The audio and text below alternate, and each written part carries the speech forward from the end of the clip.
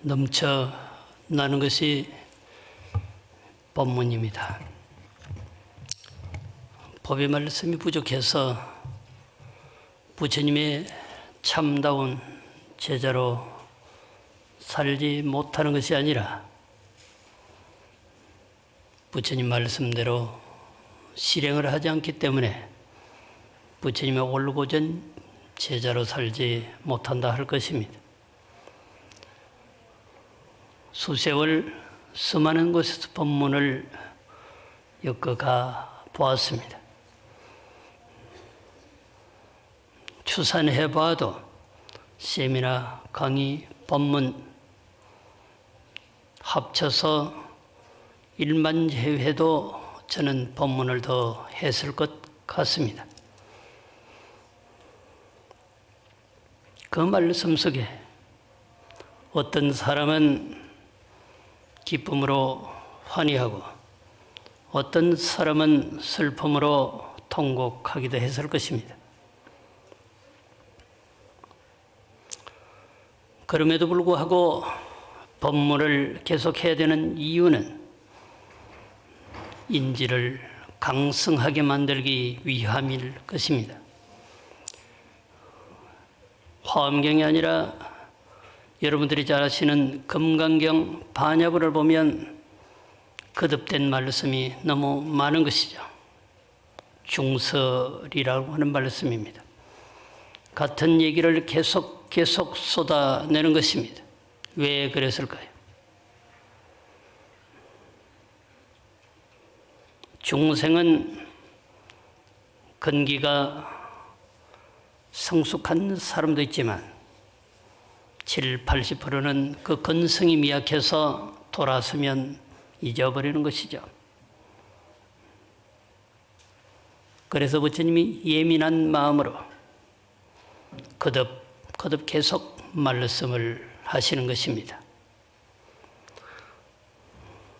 그렇다라고 본다면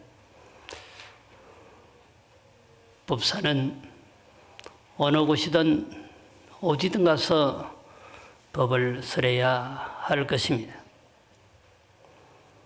듣고서 실행하지 않는 부처님의 제자에게 실행을 하라고 강조해야 할 것입니다. 모든 법문의 첫 단초는 바로 화엄경이죠.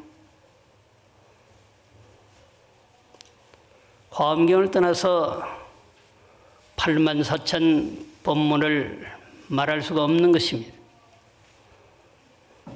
모든 법문의 진원지가 화엄경인 거죠. 모든 법문의 유출처가 바로 아라냐법 보리장종 보리수화가 되는 것입니다. 화엄경은 두 가지 카트로 나눌 수가 있습니다. 그 첫 번째 전반부는 세주 묘음품에서부터 이세간품까지입니다. 여기까지를 60번의 화엄에서는 전체라 할 것입니다. 80번에서는 입법개품을 붙여서 또한 전체라 할 것입니다. 그러나 입법개품을 추가하지 아니하며 큰 문제는 없는 것이죠. 다만 첫 시작이 달라진다라고 하는 것입니다. 설처가 달라진다라고 하는 것입니다. 그래서 입법개품을 40번 화엄이라고 별칭한 거죠. 이것은 그 전문이 원본으로 남아있는 것입니다. 60번이나 80번은 혹은 남아있기도 하고 혹은 남아있지 않기도 하다라고 하는 것이죠. 구조가 그런 것이죠. 그러면 묘하잖아요. 화엄경을 흔히 삼매 속에서 말 한마디 하지 않고 다 해버렸다라고 말을 하면서 신라 본래성에서 소위 사회국에서 수많은 대중을 앉혀놓고 법문을 했다라고 하는 것은 침묵 속에서 자문자답한 형식의 논리가 아닌 거죠. 왜 그랬을까요? 누누이 말씀드린 것처럼 아란존자를 출가시키면서 몇 가지 조건을 붙인 거죠. 참 명석하고 잘생기고 기상천외한 머리를 가진 동생을 출가를 시켜야 되겠는데 출가를 할 생각이 없는 거죠. 한 번 회유하고 두 번 회유하고 회유해서 끝끝내 사촌 동생인 아란존자를 출가를 시킵니다. 출가를 하게 되는 그 아란존자는 여러 가지 조건 중에서 형님께서 깨달음을 성취하시고 설했던 출가하기 전에, 제가 출가하기 전에 설했던 모든 법문을 저에게 다시 들려주셔야 합니다. 그러겠노라고 이유가 없었죠. 출가하기만 하면 말이죠.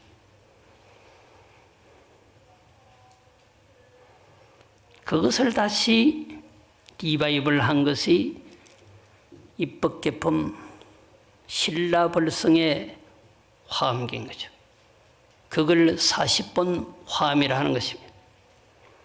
세주묘음품에서 엮어지는 그 설처는 깨달음을 성취한 보리수 나무 아래란 말이죠.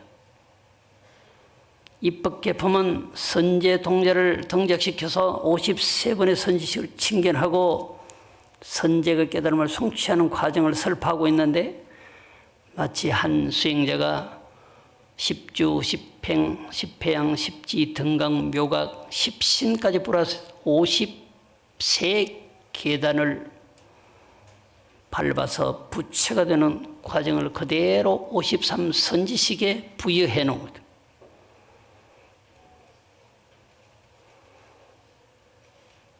신라벌성에서 입법개품을 설하신 것은 다시 재설했다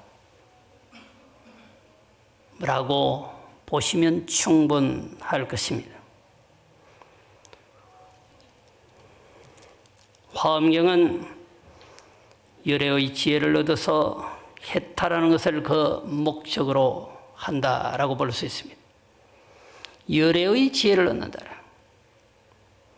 보통 사람의 지혜가 아니라 깨달은 성자의 지혜를 얻는다라고 하는 것이죠. 지혜가 뭘까요?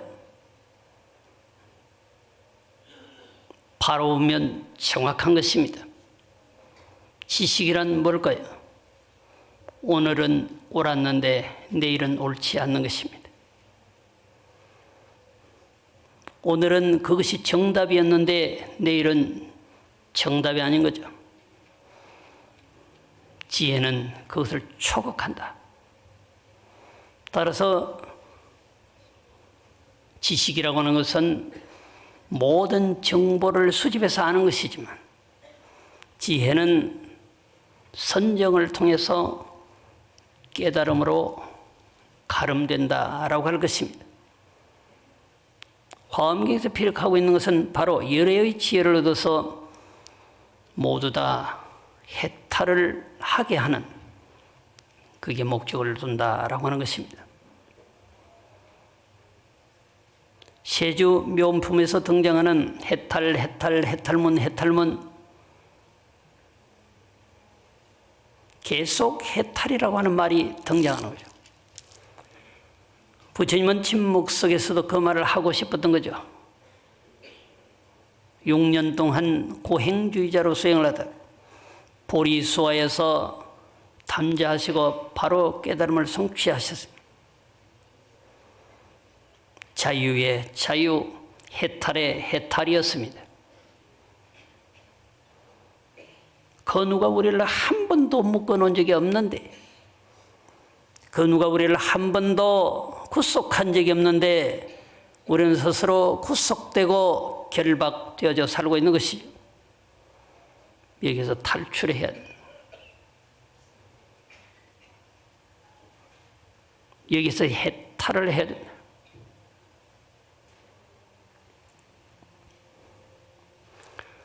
여러분들 스스로도 그렇게 말을 할 것입니다. 누구 때문에 하지만 결국 그 누구는 누구도 아닙니다.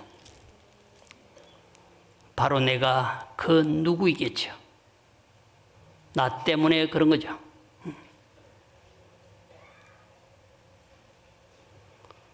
이 지혜를 얻는 것은 단 하나, 가로 놓여 있는 망상을 제거하는 것입니다. 내 마음속에 검은 구름을 제거해 버리는 것입니다.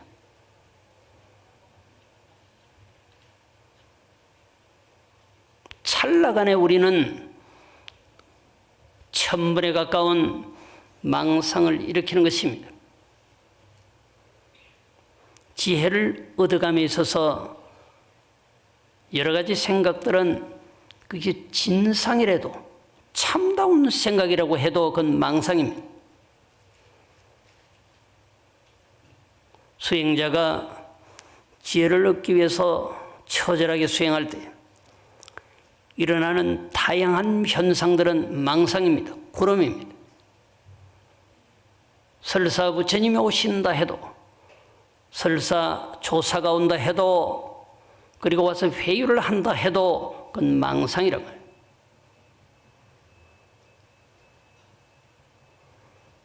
이 망상의 장막을 걷어내지 아니하면 우리는 영롱한 지혜를 얻을 수가 없는 것입니다.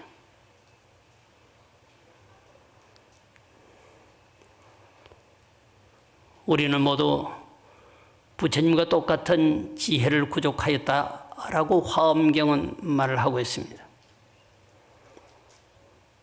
지혜를 구족했다라고만 말을 하지 부처님이다라고 말한 적은 없는 것이죠. 중생이 부처다라고 하는 것은 원론적인 입장이지 중생은 중생이고 부처는 부처인 거죠.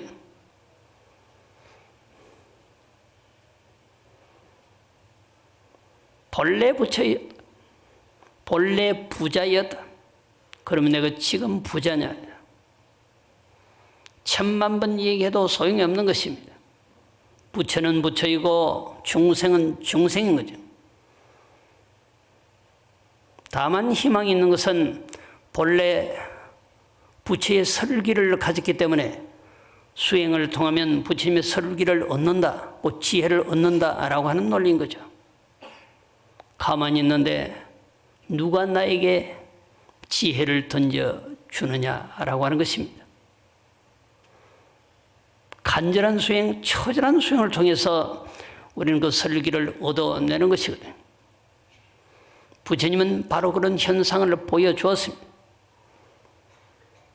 숙세에 영롱한 연골이 있으신 분인데도 금생에 와서 6년을 기한정코 수행을 해서 끝끝내 지혜 가운데 지혜를 쟁취한 것입니다. 지혜란 IQ를 접어버린 거예요. IQ는 지식의 영역이에요. 모든 정보의 영역이에요. 지혜는 그것을 초월해버린다. 보면 바로 보는 거라고. 들으면 바로 듣는 것입니다.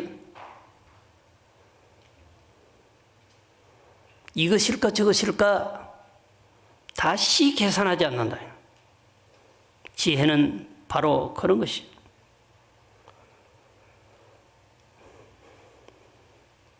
모든 분별 망상을 푸시고 부처님의 영롱한 지혜를 얻는 길, 그 길을 화엄은 토치에서 설출하고 있고 세조 묘음품에서 또한 그와 같이 설파하고 있고 또한 가장 난해하다라고 하는 십지품에서도 그와 같이 설파하고 있다. 열애의 지혜를 얻고자 하는 사람은 어떻게 해야 될까? 자, 합장하시겠습니다. 혁효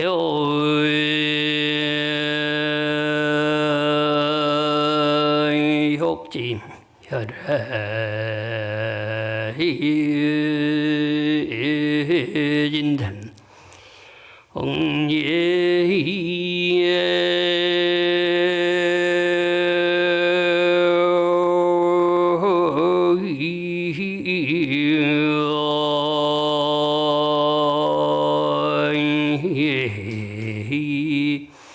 일체 망분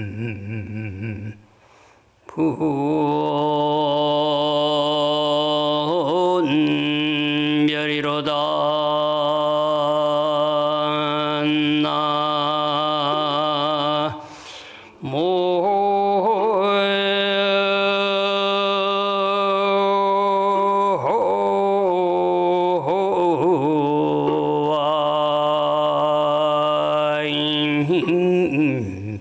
다분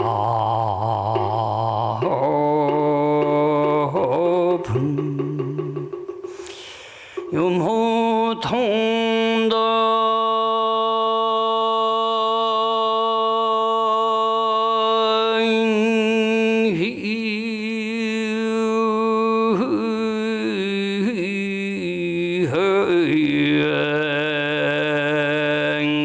평등하면 질짝인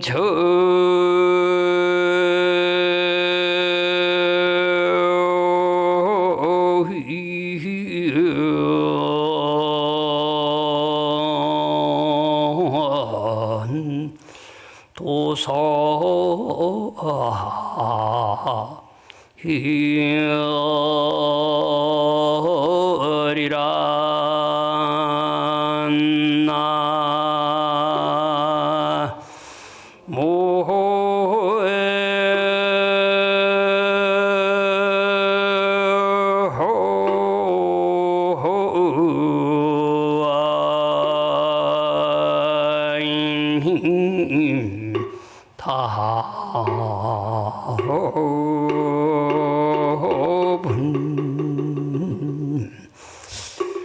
여긴이 욕지 열애지인데 만약 어떤 사람이 열애의 지혜를 얻고자 한다면 응일체망 분별이니 응당 일체망상 분별을 떠나야 한다. 여기에 걸리고 저기에 걸려서 앞으로 나아가지는 못하는 것입니다. 아들에 걸리고 딸에 걸리고 손자에 손녀에 걸리고 돈에 걸리고 명예에 걸려서 더 이상 앞으로 나아가지 못하는 것입니다. 내 영혼은 엉망진창인데 더 이상 탈출할 기약이 없는 거죠. 이런 생각 저런 생각 그냥 단죄하는 것입니다. 찰나에 잘라버리는 것입니다. 안 되는 것은 이유가 있는 것입니다. 나아갈 수 없는 것은 이유가 있는 것이라. 누가 얽어맨 적도 없는데 처절하게 얽혀 있는 거죠. 그것을 망상 분별이라 할 것입니다. 나를 얽어매고 있는 것은 바로 망상과 분별인 거죠. 말씀드렸던 것처럼 누구 때문도 아닌 것입니다. 그 누구 때문에 그 누구 때문에 그 누구 때문에는 바로 내가 그 누구입니다. 열애의 참다운 지혜 설기를 알고자 한다면 망상분별을 떠나라. 망상으로부터 이별하라.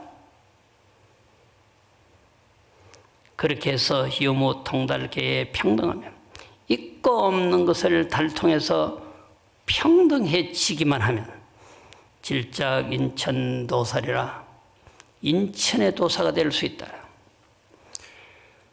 인간과 천상의 도사가 될 수 있다. 인도자가 될 수 있다. 사람은 능력 따라서 깨달은 것만큼 인간을 인도할 수도 있고 천성의 존재까지도 인도할 수 있을 것입니다. 사람을 인도하되 한 사람을 인도하는 사람도 있고 두 사람을 인도하는 사람도 있고 부처님처럼 삼바라문을 통째로 수천 명을 한꺼번에 인도할 수 있기도 할 것입니다. 모든 것의 지혜는 지혜가 아닌 것이 아닙니다. 소승의 지혜도 지혜이고 범부 중생의 가냘픈 지혜도 지혜는 지혜인 것이죠. 부처님의 지향점은 모든 존재가 당신과 똑같은 설기를 얻는 것입니다.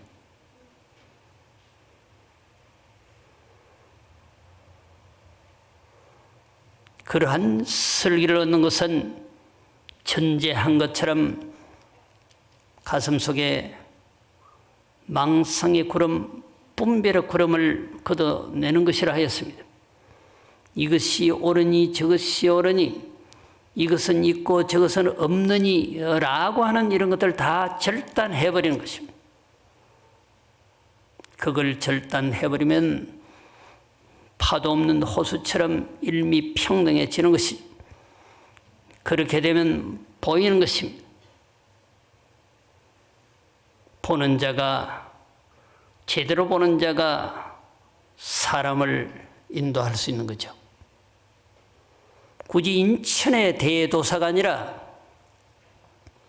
부처님의 세계로 한 사람만 인도해도 인도자가 되는 것입니다. 온 가족을 부처님 품으로 귀시키는 것도 인도자가 된다라고 말할 것입니다. 십지품의 이 개성은 열의 지혜를 얻고자 한다면 한 생각 무심으로 돌아가서 비로의 깃발을 꺾어버리라고 강한 어조로 말하고 있다.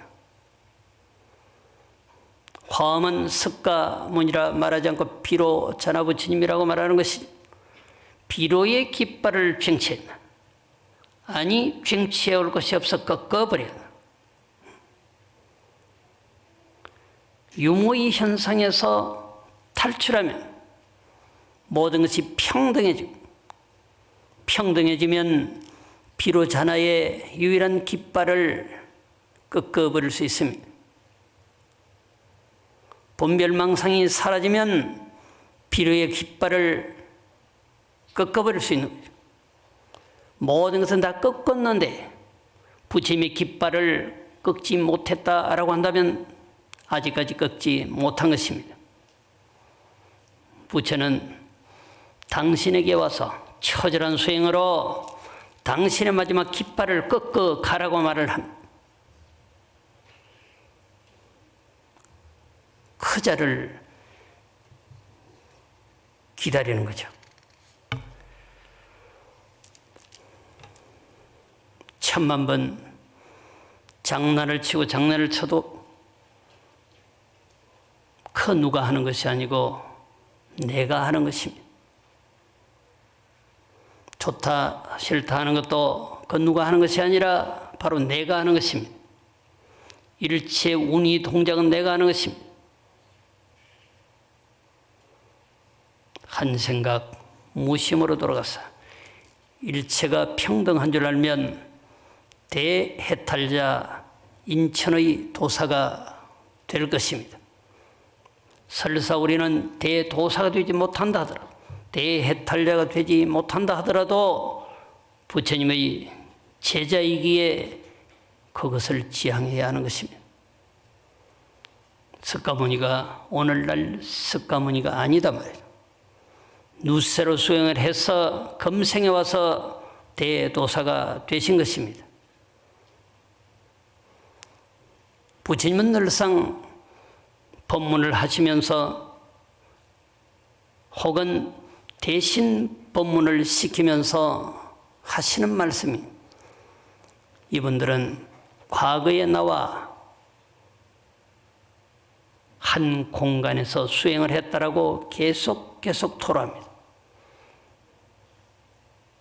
이 세준묘음품에 등장하는 천지신명도, 화엄경 약창기에 등장하는 모든 신들도, 보현보살부터 등장하는 수많은 보살들도 과거 전생에 자기와 더불어서 한 공간에서 이미 수행한 존재자라고 말을 하고 있습니다.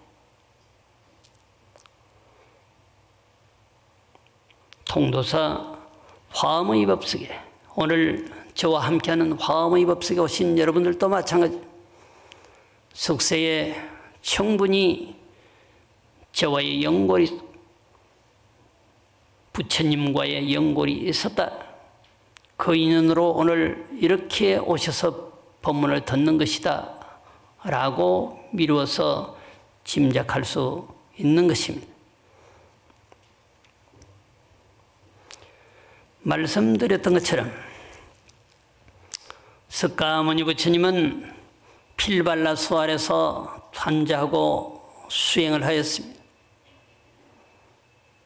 깨달음을 성취하시고 난 다음부터 그 나무를 보리수라고 말했던 것이죠.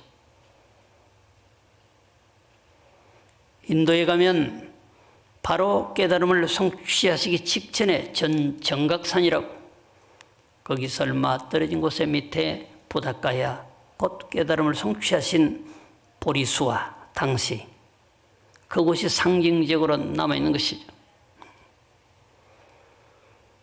바로 그곳을 화엄경은 아란야 법보리장이라고 말합니다. 아란야는 고요 적정처라고 합니다. 누가 있었겠어요? 학교처럼 수천 명이 대거로 들어와서 공부하는 하우스가 아니라고, 나무 아래 홀로 고요히 단자한 채 그야말로 정박하고 정박한 아란야의 공간에서 처절한 수행을 통해서 깨달음을 성취하신 거죠. 그래서 경전은 시성정각이라고 표현합니다. 최초로 정각을 이루셨다. 왜 정자를 바를 정자, 바른 깨달음이라고 붙일까 말이에요. 전 정각산에서 당신이 수행할 때도 알 만큼 알았다라고 생각을 했을 것입니다.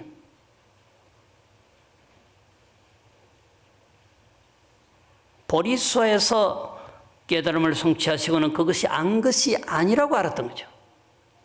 올바른 깨달음이 아니었다라고 하는 거죠. 말씀드렸던 것처럼 지식의 인류는 답이 오락가락 하는 거죠. 지혜는 절대로 답이 오락가락 하지 않습니다.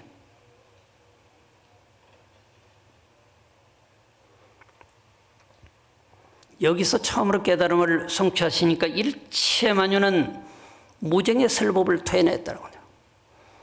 보여지는 나무들, 흐르는 물들, 모든 것들이 환희롭게 춤을 추고 노래를 한다. 당신의 눈에 그렇게 보이는 거죠. 깨달음을 성취하기 이전에는 나무는 나무대로 보였어. 그야말로 산천초목은 산천초목 그대로 보인 거죠.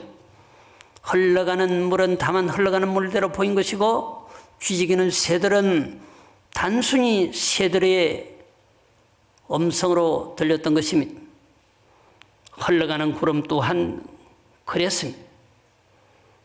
그런데 이곳에서 비로소 정각을 이루시고 일체만유를 보니까 살아있는 거죠. 내 감정이 부여되면 모든 것들은 내 감정대로 따라가는 것입니다. 내가 기분이 좋으면 흐르는 물도 기분이 좋아 보이는 것이죠. 내가 기분이 좋지 아니하면 화려한 것도 화려하게 보이지 않는 것입니다. 바로 깨달음은 그것을 상징하는 거죠. 깨달음을 성취하고 보니까 나무는 나무대로, 돌은 돌대로, 보여지는 모든 사녀는 한껏 멋을 부리고 있고 아름답게 꾸미고 있고 찬연히 법음을 토해내고 있었다라고 하는 것입니다. 산천초목이 무슨 법문을 한? 우리의 상식은 대법사가 입으로 말을 해야 그게 법문이라고 하는 것입니다. 산천초목이 법음을 토해낸다라고 하는 것은 말이 안 되는 상식 밖의 말씀이란 말이에요. 그것이 참 불교의 논리입니다. 별들이 노래한다라고 하면 그게 틀린 말인가? 달이 웃고 있다라고 말하면 그게 틀린 말인가? 부처님은 깨달음의 시각을 보니까 모두가 그렇게 보였던 것입니다. 그 얘기를 훗날 아란 존재에게 계속 한 거죠. 자문자답한 내용을 그대로 해준 거죠. 그게 오늘날 화엄경. 내가 원고를 써서 책으로 나오기 이전까지는 가슴속으로 누구에게도 말하지 못한 것을 계속하고 있습니다. 가슴속으로 하고 또 지우고 또 새롭게 하고 그러다가 책을 써야지 하고 책으로 나올 때 그때 그것을 얻으라 말하는 거죠. 화엄경은 그런 것이었다. 학자들은 설처와 설시를 고민한다. 중생의 시각인 거죠. 도학자의 시각은 연대갑자를 총부지라면 연대갑자가 중요한 것이 아니라고. 누가 1년을 365일이라고 만들어놨을까요? 367이라고 말하면 틀린 건가? 1년을 400일이라고 설정하면 틀린 건가? 2년을 1년으로 치면 그게 틀린 건가? 언제부터 우리는 고정관념이 생겨버린 거죠. 화엄은 그런 논리를 척파해버린 거예요. 영축선에서 불어오는 바람이 약간은 싸늘하지만 찬연한 범음으로 들린다 라고 감정을 토로한다면 그게 틀린 거죠. 축산을 타고 흐르는 계곡의 물이 비로 잔하의 법음으로 들린다라고 말을 하면 그게 틀린 거냐 말이에요. 한성로길에 싸늘한 바람을 맞이하고 토해내는 솔바람의 운음은 비로의 법음이라고 하면 그게 틀린 거냐 말이죠. 그걸 들어야 하는 거죠.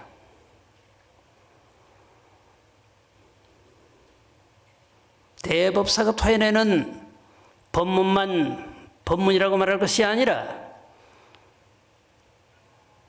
그 누구의 입도 거치지 않고 토해내는 대자연의 찬연한 소리를 들어야 해요.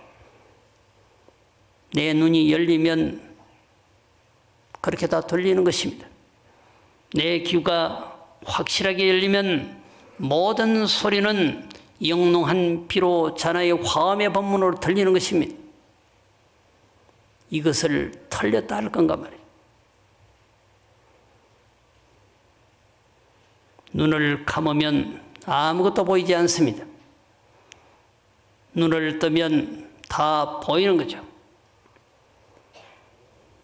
지혜의 눈을 떠버리면 보이지 않는 것이 없다. 부처님 깨달음을 성취하시고 보리수화에서 당신의 시각으로 모든 것을 아름답게 찬연하게 꾸며놓고 무정들의 설법 소리가 우주 공간에 가득할 때 그때 보현보살과 수많은 보살들이 해탈을 얻었다라고 기록을 하고 있습니다.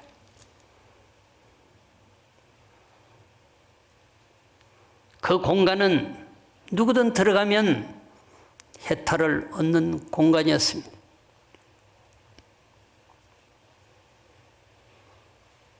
그 해탈을 얻은 감정을 보현보살은 이와 같이 토로를 하였습니다. 자, 합장하시겠습니다. 불소임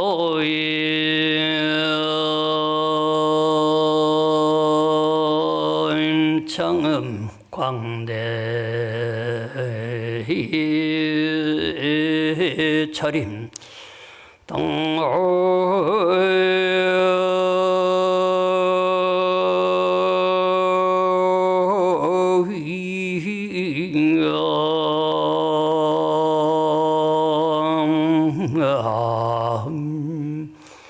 일체미진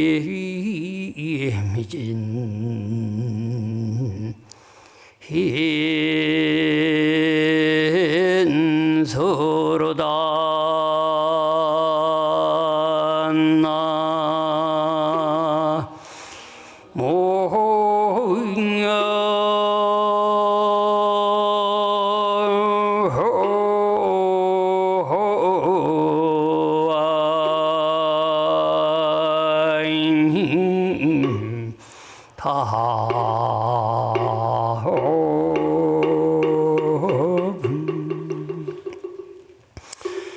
정정물처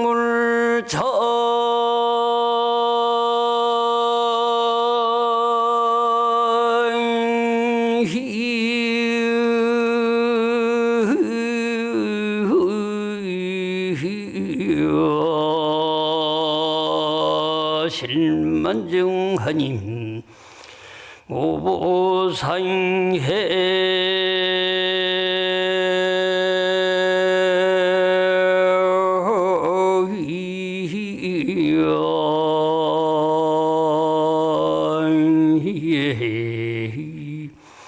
체묘공함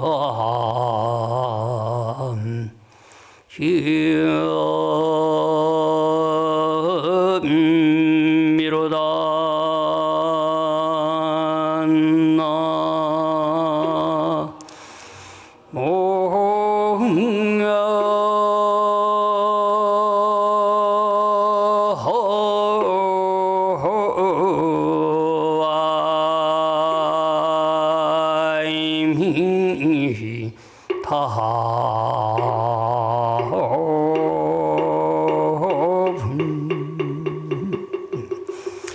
보현보살도 이 무정들이 설법하는 소리를 듣고 해탈을 얻고는 그 감정을 주체하지 못해 보현보살이 이와 같이 읊은 찬송입니다. 불소장음 광대찰이 부처님께서 깨달음을 성취하시고 장엄한 이 세계가 등의 일체미진수라 일체미진수 숫자처럼 많다 말이에요. 보리수화에 보여지는 모든 공간만 그렇게 장엄되어 있는 것이 아니라 동세 시방세계 모든 세계가 그와 같이 장엄됐다라고 하는 것이죠. 단순히 보여지는 흙길이 아니야. 다이아몬드처럼 보이는 거죠. 단순히 보여지는 나무가 아니라 황금의 나무로 보이는 거죠. 단순히 흐르는 물이 그냥 물이 아니라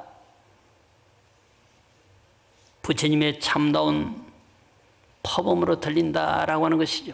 이게 장엄인 거죠. 그것만 그런 것이 아니라 삼천대천 세계가 다 그렇다. 그 와중에 청정물자 실만중하니 청정한 물자들이 그곳에 가득한 깨달음을 성취하시고 침묵 속에 해인 산매 속에 앉아있는데 그 누가 왔다고? 누가 왔다고 그곳에 엄청난 사람이 가득 모였단 말을 하느냐 말이야.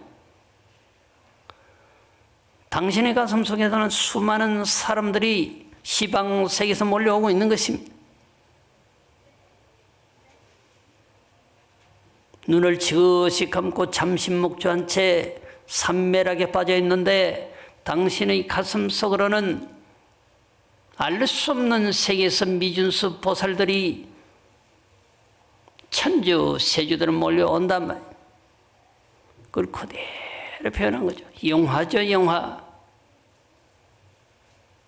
말씀드렸던 것처럼 여러분들이 눈을 감고 여러분들 일생사를 생각해 보라 말이에요.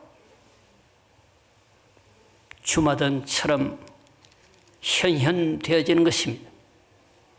그렇게 생각.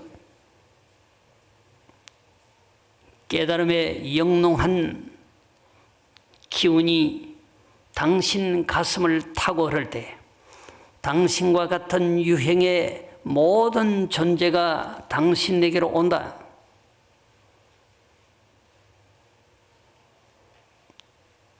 그것 자체가 숭고한 장엄인 거죠.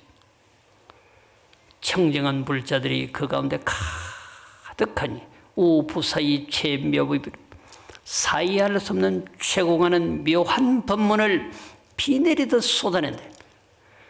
자, 입으로 한 말씀도 드러내지 않았는데 선사가 이 논리에 골몰하는 거 아니냐고. 무언의 법문은 여기에서 이미 시작된 것입니다. 한 말씀도 하지 않고 말을 다 해버렸다. 이 논리는 바로 세주 묘음품 첫 자락부터 시작되는 것입니다. 돌이 웃는다.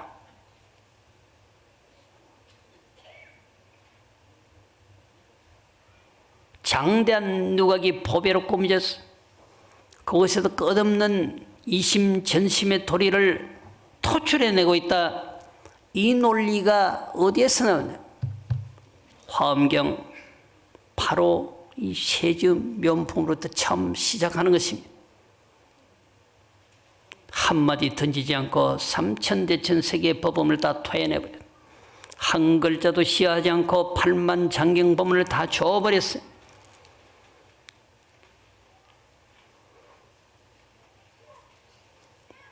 이날 이후로 모든 고조사는 서너라라고 말을 하면서 무정도 법문을 한다라고 말을 하는 거죠. 살아있는 사람의 입을 통해서 전성되어지는 법문이 아니라 모든 존재는 살아있거나 그대로 법음을 토해낸다라고 말을 하는 거죠. 여러분들도 그러한 논리에 많이 익숙해져 있습니다.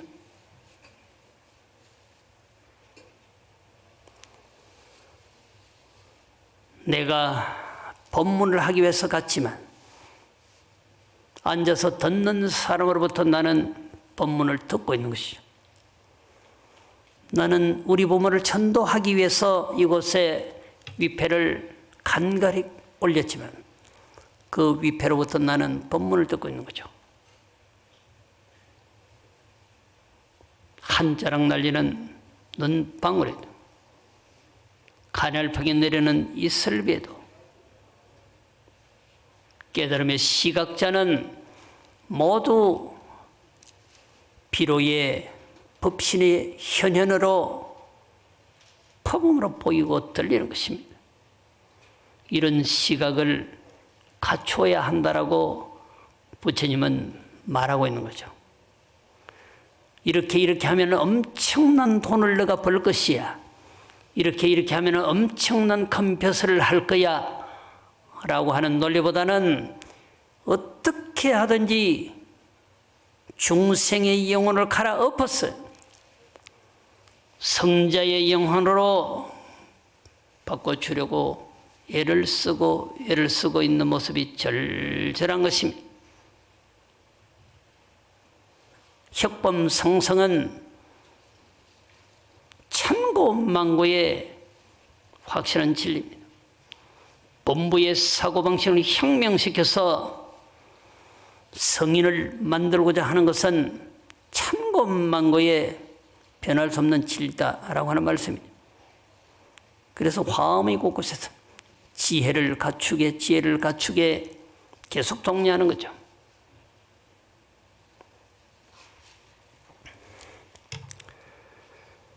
내 마음이 맑고 맑으면 상대의 마음도 맑게 보이는 것입니다.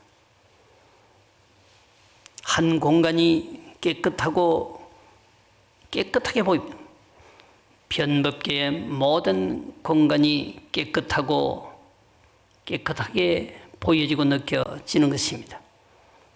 모든 문제는 나에게 있다. 부처님은 열린 시각에서 보니까 천지의 세주들이 이미 해탈을 얻었다라고, 삼나 만상의 모든 보살들도 이미 해탈을 얻었다라고 인지하였던 것입니다. 누가 보면 가시밭 길이고 누가 보면 황금의 길인 것입니다. 결국 깨어나고 깨어나지 못함의 차이라 할 것입니다. 유학자들의 시각은 유학의 사고방식으로 벗어나지 못하거든. 중국도 우리나라도, 특히 중국의 불교가 성행했던 송대 시대에도 아주 축출한 유학자들이 불교의 수행자를 참방하는 이유는 당신의 시각을 바꾸기 위함이고, 혹은 당신이 갖고 있는 시각을 검증해보기 위한 것이고, 때로는 그 수행자의 안목을 꺾어버리기 위해서 참방하는 경우가 많았습니다. 중국 송나라 때 회당 조심이라고 하면 아주 걸출한 선생인데,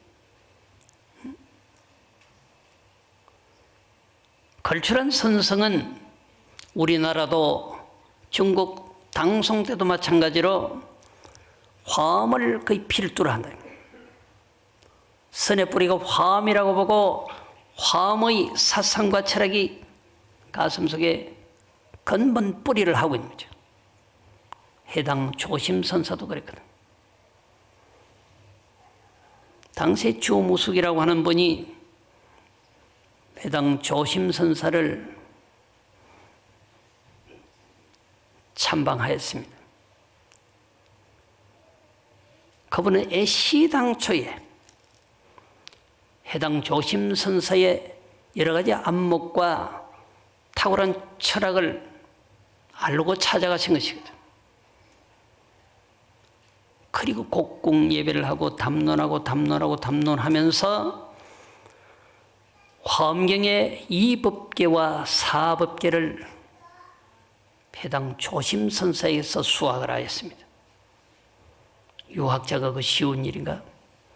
저도 반대로 부처님의 제자이지만 3년 동안 유교 선비에게 사서삼경을 들고 찾아다니면서 공부를 해본 경험이 있습니다. 쉬운 일이 아닌 거죠. 반대로 이 유학자가 불교를 알기 위해서 찾아온 거죠. 주무숙 대단한 존재입니다. 이무예 사무예라고 하는데 그게 대체 어떤 것입니까?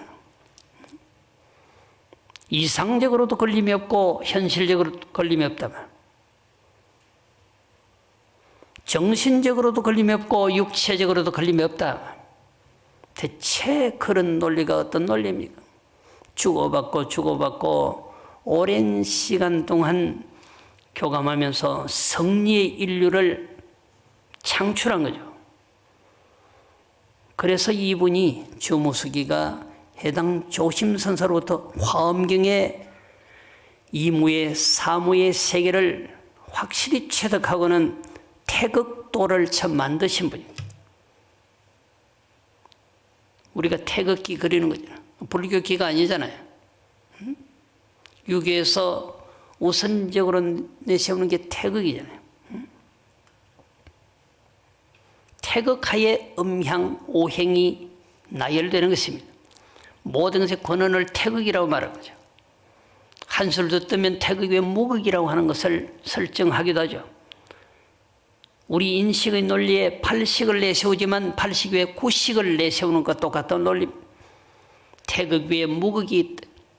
무극 위에 무무극이 있다 해도 현실적으로는 태극이 원료죠. 우주의 실체 진원지라 보는 거죠. 거기서 음양 1월이 형성되는 거다. 오행이 형성되는 거다. 그 태극도를 해당 조심선사에게 이무의 사무의 철학을 확실하게 배워 체득하고 그렸다라고 하는 것이죠. 그 주무속 하에 시간을 지나서 양정자가 탄생한다. 정의천, 정도전이 탄생합니다. 그 밑에 내려와서 주자학이 형성되는 거죠. 동양 철학을 하는 사람은 주자를 모르면 동양 철학을 할 수 있는 존재가 아닙니다. 우리나라 과거 시험을 치르게 할 때도 주자의 논리로 시험 문제를 출제할 건가, 경자의 논리로 시험 문제를 출제할 건가, 거의 주자의 논리로 시험 문제를 출제했거든. 과거 급제 시험을 치를 때. 주무속 하에 양정자, 정도전, 정의천이 있고 그 하에 주자가 있다면 불세출의 존재라고 유학자들은 말을 합니다. 주자를. 그분의 서문에 불교와 도교를 폄하하는데 어떻게 했어요? 허무, 정멸지교라고 해요. 불교를 허무교라고 해요.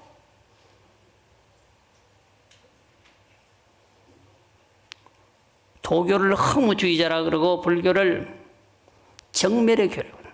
고요함.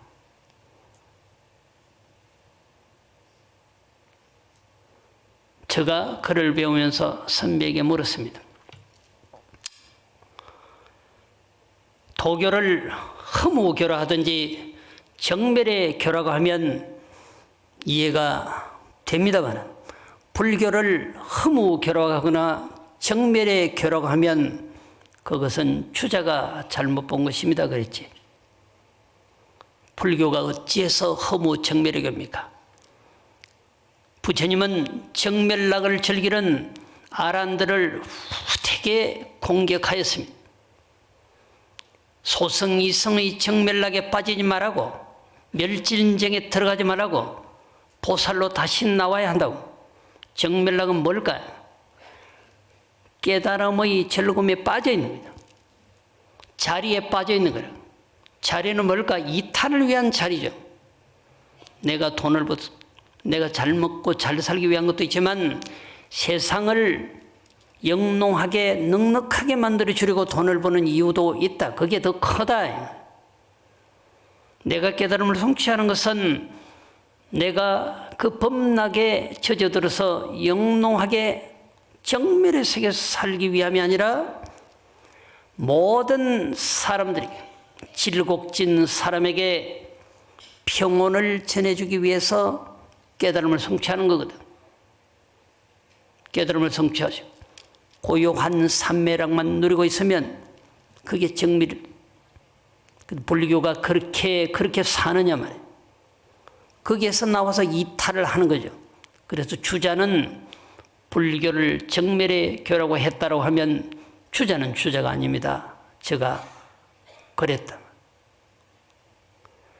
어쨌든 주자의 유형은 올라가면 정도전 정의천이 있고 올라가면 주무숙이 있는데 그분은 회당 조심선사의 제자라니까요.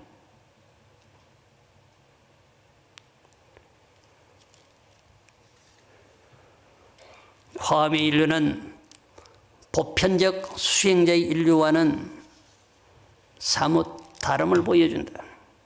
이것과 저것이 하나가 아니라 이것이 저것에 자유롭고 저것이 자유롭다라고 말하는 것이 화엄의 논증입니다.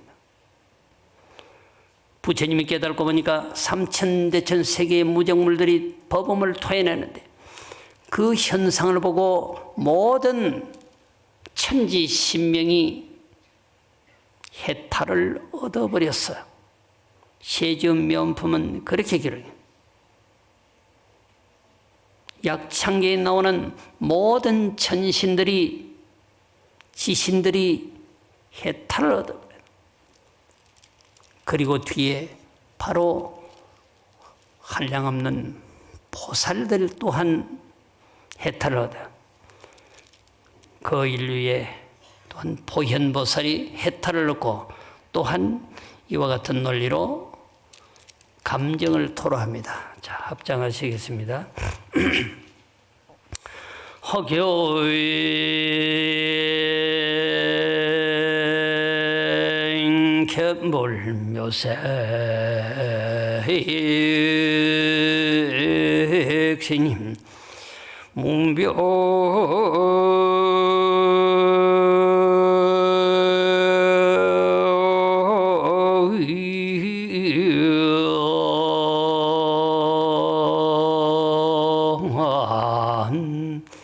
색성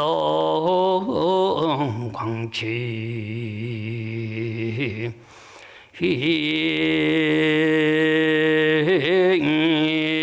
희연이로다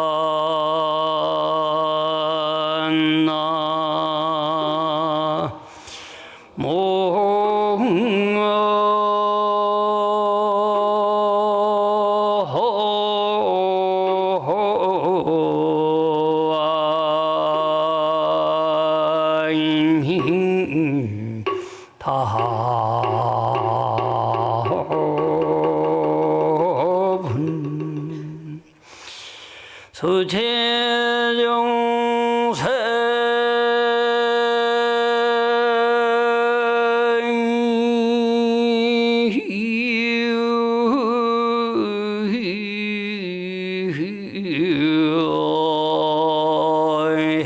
해푸동하얌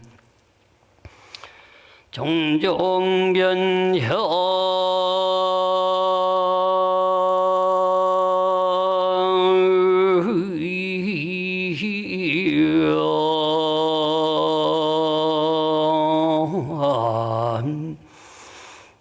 현심방화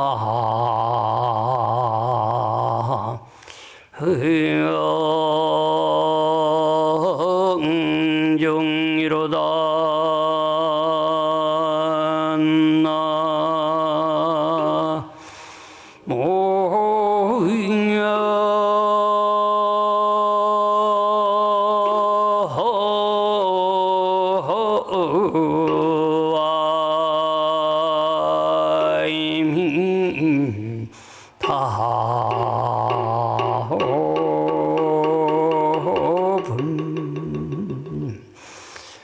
혹이는 견불묘색신. 혹 어떤 사람은 부처님을 보는데 부처님의 묘한 색신이 그 색상 끝이 없이 광명을 시원하게 토해내면 부처님 몸에 광채가 막 난다. 그래서 불상을 조성하고 계금을 할 때 황금으로 도금을 하는 거죠. 혹 어떤 사람은 부처님을 보는데 황금의 광명빛살이 시원하게 솟구치는 것을 본다라고. 혹제 중생의 해가 보동해서 모든 중생이 알아보는 지혜가 같지 않아. 그 같지 않음을 따라서 종종 변은 시방중이로다. 시방세계에 당신의 몸매를 다양하게 나타낸다라고 하죠. 내가 눈이 열리면 그렇게 보이는 거죠. 한 사람을 두고도 수많은 사람들이 시각이 달라. 참 잘생겼네 하는데 그 뭐가 잘생겨서 하는 사람도 있고 참 이쁘네. 그 뭐가 그렇게 이쁩니까? 시각차가 다른 거죠. 모든 중생의 지혜가 같지 않음을 따른다. 건성이 다름을 따라서 부처님은 당신의 몸매를 시연한다. 실로 그렇게 냈을까요? 부처님은 한 몸으로 그냥 앉아 있는데 보는 사람이 다르게 보는 것입니다.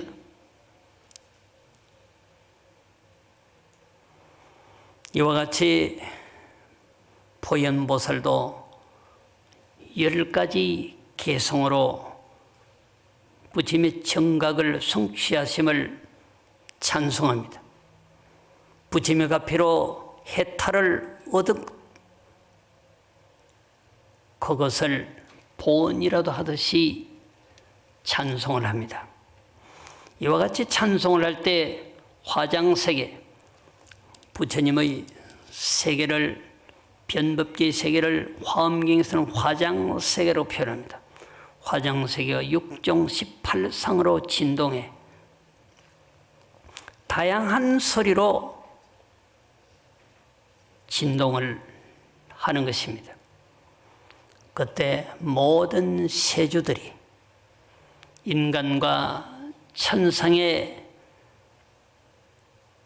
천지신명 그리고 보현보살을 필두한 모든 보살들이 공양하고 해탈 경계 속으로 들어갔다라고 하는 것이 세주 묘음품의 내용입니다. 드라마 같은 모든 현상들은 이렇게 끝이 나는 것입니다. 결론적으로 말씀드리면 세주 묘음품은 부처님이 참 정각을 이루시니까 대천세계의 일체 만물이 축복함을 보고 천지의 세주들이 해탈을 얻어서 부처님을 찬송하는 내용으로 기록하고 있다라고 말씀을 드릴 수 있겠습니다. 저희 얘기는 여기까지입니다. 나무 영산 물멸하